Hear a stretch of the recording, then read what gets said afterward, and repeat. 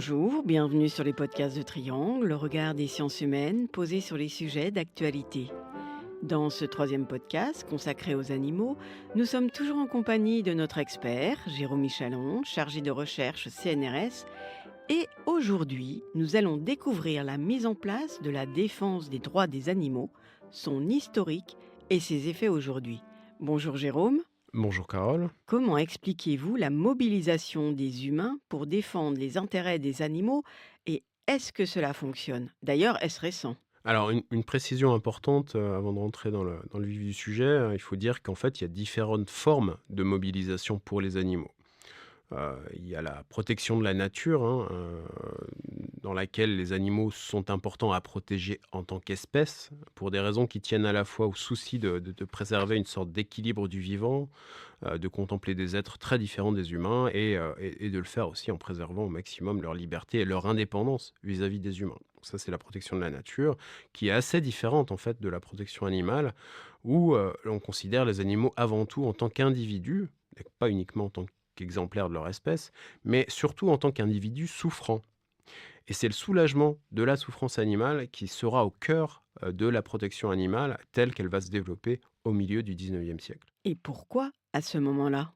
Alors d'une part, à cause de l'affaiblissement de l'autorité, de la parole religieuse sur tout ce qui concerne le vivant, la nature, donc la création, divine et de la montée en puissance de la parole savante. Voilà, donc il devient possible à ce moment-là de porter une autre parole sur la nature, quoi. D'autre part, à cause d'un contexte particulier qui est marqué par une très forte accélération de l'urbanisation et de l'industrialisation des sociétés européennes, qui va en fait avoir pour effet d'accroître la proximité entre les humains et les animaux domestiques dans des villes où ces animaux sont omniprésents et vont générer parfois des tensions assez fortes. Voilà, donc la question de l'errance canine, voilà, des chiens errants, c'est un très bon exemple, hein, puisque on commence à interdire ces chiens errants qui sont à peu près partout et qui pullulent dans les villes à partir de la fin du XVIIIe siècle, considérant justement qu'ils génèrent trop de nuisances pour les citadins.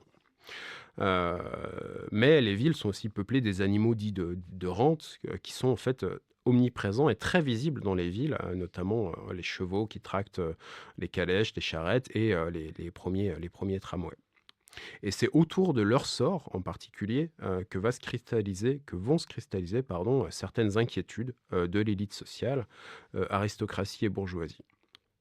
La la maltraitance qui est exercée par les charretiers notamment à l'encontre de leurs chevaux, épuisés est fortement dénoncée par ces élites qui sont souvent en fait, des cavaliers, hein, pour qui le cheval est la plus noble conquête de l'homme et ne mérite aucunement d'être traité, de la sorte.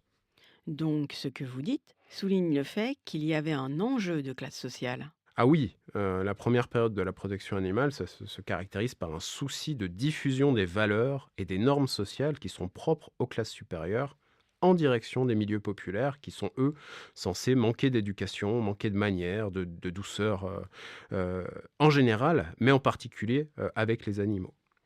Et on pense que, la protection des animaux pourra être finalement un bon instrument pour éduquer, voire pour civiliser, les classes populaires. Et c'est donc ainsi q c'est donc c'est donc aussi parce qu'il y a cette volonté de diffuser des normes et des mœurs issues des classes supérieures que le souci de l'animal émerge à cette période. Et est-ce que cela fonctionne? Bah, on peut considérer que la protection animale a donné lieu à beaucoup de lois, heu et qu'elle s'est en quelque sorte institutionnalisée, à travers notamment, la création d'un bureau de la protection animale dans les années 1970 en France, au sein du ministère de l'Agriculture. Et on peut considérer aussi que l'idée même que l'on puisse maltraiter un animal sans raison particulière, c'est aujourd'hui largement rejeté. Donc oui, hein, ça a fonctionné, très clairement, ça a des effets sur le monde social. Mais aux yeux des militants, il y a encore énormément à faire et notamment les générations de militants plus jeunes, dont certains considèrent qu'il faut, éradiquer toute forme de rapport d'exploitation avec les animaux.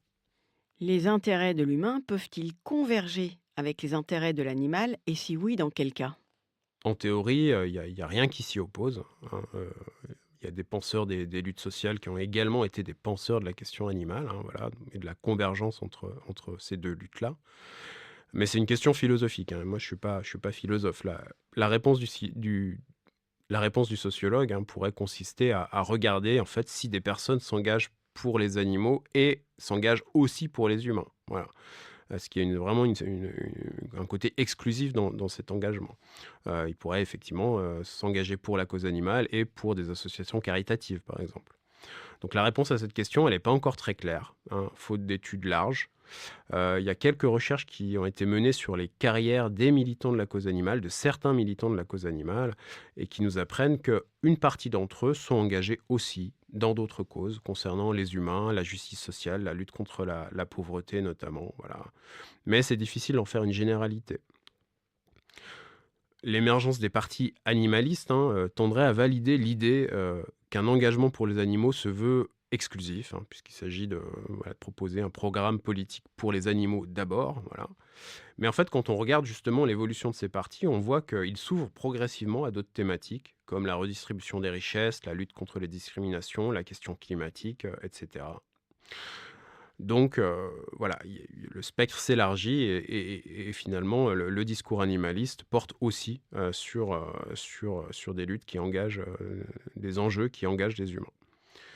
Dans un autre registre, le concept One Health, une seule santé, émerge depuis une quinzaine d'années, alors porté beaucoup par des vétérinaires, mais aussi par des médecins et des associations de protection de l'environnement. Ces acteurs donc, qui cherchent à convaincre le grand public et les institutions qu'il y a en fait un intérêt à penser conjointement la santé humaine, la santé animale et la préservation des écosystèmes, en insistant sur les intérêts communs qui existent justement entre nous et les autres vivants, les animaux, les plantes, etc. C'est donc sur ces mots que notre triptyque concernant les animaux s'achève. Nous remercions Jérôme Michalon pour son éclairage et nous vous remercions, chères auditrices, chers auditeurs, de votre sincère écoute. Nous remercions également Ulysse Verjus-Tonnelé pour sa création musicale qui nous accompagne toujours tout au long de nos triptyques.